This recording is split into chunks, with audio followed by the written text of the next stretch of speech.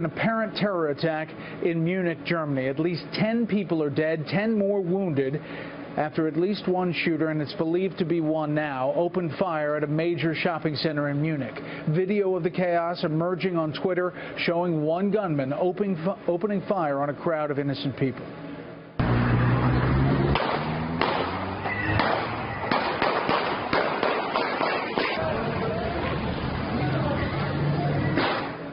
A 10th body discovered near the scene of that rampage. Police believe it was the suspected gunman and that he shot himself.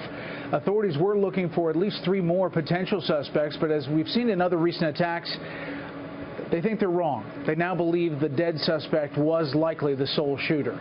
Munich police are also giving us now a cautious all clear, but today mass transit was shut down. Highways closed for part of the day as authorities fanned out in search of what they thought were 3 other gunmen.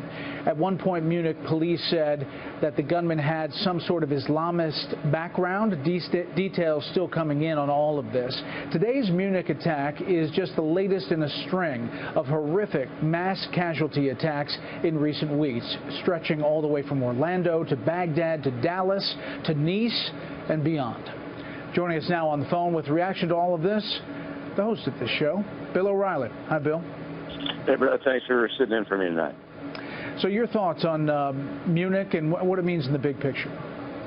Well, terrorism's a contagion, and now we're starting to see it break out like bubonic plague all over Europe. And it isn't anything that you can say that is organized per se, so it's not being directed by Raqqa ISIS leaders. But there's a strain that goes through this, and here it is. The gunmen that are murdering innocent people, including children, are losers. They're just people who have nothing to live for. They're nihilists. They don't believe in anything, so they don't believe that taking a human life has any consequence. That's the thread that goes through. Rather, it doesn't matter whether they're armed loners or people who are organized in an ISIS capacity.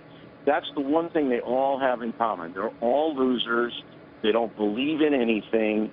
They don't think there are any consequences to their actions other than their own lives being lost, and they don't value their own lives. Therefore, they don't value anybody else's life. So that's the contagion. Now, there's really nothing you can do about it on a case-by-case basis, but certainly the West, and not just the United States, but Europe as well, their failure to confront evil in the form of ISIS has lighted this fuse. And now we're paying the price for that retreat.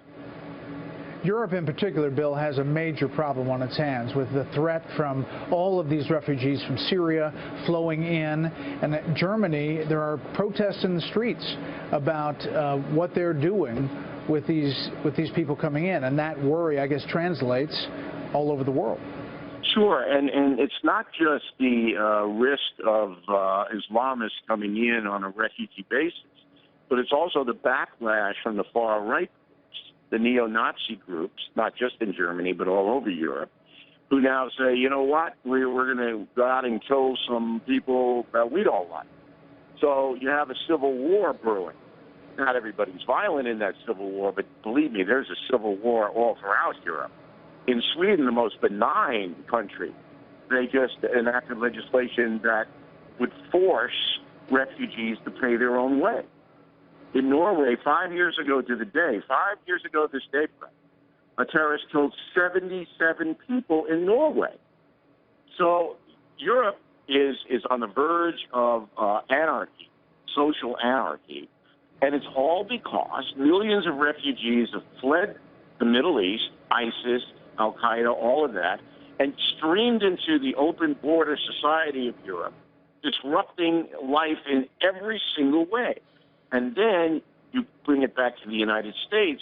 This is why Donald Trump has been so successful in his message of, we're not going to allow open borders here. We're not going to allow people in here from terror regions.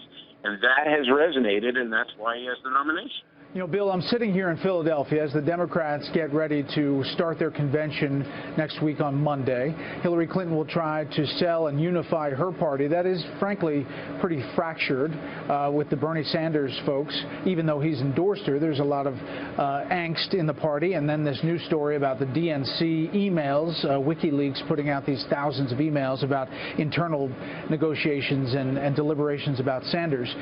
Meantime, this story, the Munich story, the other attacks, terrorism, as you just mentioned, is playing heavily in this race. Well, you have Hillary Clinton, who I believe is going to name Tim Kaine, the senator from Virginia, as her running mate. The reason she's doing this is because she needs Virginia. It's a vital state. And Kaine and Governor Terry McAuliffe, a close Clinton ally, will deliver Virginia. Virginia will go Democrat this time around. So it's a tactical move on Hillary Clinton's part. Kaine is a centrist. He's actually a Catholic who does not believe in abortion personally, but he does what a lot of these politicians do. He won't legislate against it, but he's not anywhere near Bernie Sanders in that far left group. And Kaine has some foreign policy experience. He has administrative experience as the governor of Virginia. But outside Virginia, a lot like Mike Pence in Indiana, Kaine has no sway, which goes back to my theory that you've heard over and over there, probably sick of hearing it, that it doesn't matter who the VP is, it doesn't matter who endorses them, it doesn't matter, nothing matters other than Trump against Hillary. They're so well defined that people are just going to have to go to the polls, even if they don't like either of them, and make a choice. But it doesn't matter who's endorsing what or what newspaper, or nothing matters. It's mano a mano, Trump versus Clinton. Yeah, and that official announcement is supposed to come out on Twitter any second. And obviously, when we get the official word, we'll bring it to you here. That debate potentially between Tim Kaine and Mike Pence could be a real Yeah, that's going to be like the World Wrestling Association. I know everybody's going to have their helmet on for that. Pence versus Kaine. I mean, the debate between Hillary and Trump will be the highest rated debate of all time, by far. But Trump, but then Pence versus Kaine, they're good men, both of them, but they're not exciting guys. Last thing, just wrap up, if you would, your thoughts of last night and the RNC and the week that was. Well, number one, it's embarrassing that any major political announcement has gone over Twitter. That shows the decline of the nation right there. I thought Trump did a nice job in his speech. He needs to mobilize people who don't usually vote. He needs to get people whipped up. There is a surface of evil in this country that I haven't seen in my lifetime. I've got to deal with that on Monday's talking point. There is evil in America. There is evil.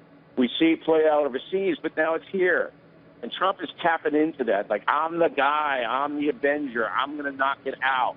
Whether he can or not, who knows? But he has a very good chance of winning this election. Everybody should know it. Bill, as always, thanks for having me host your show. All right, Grant, thanks again. We'll see you. Have a good one.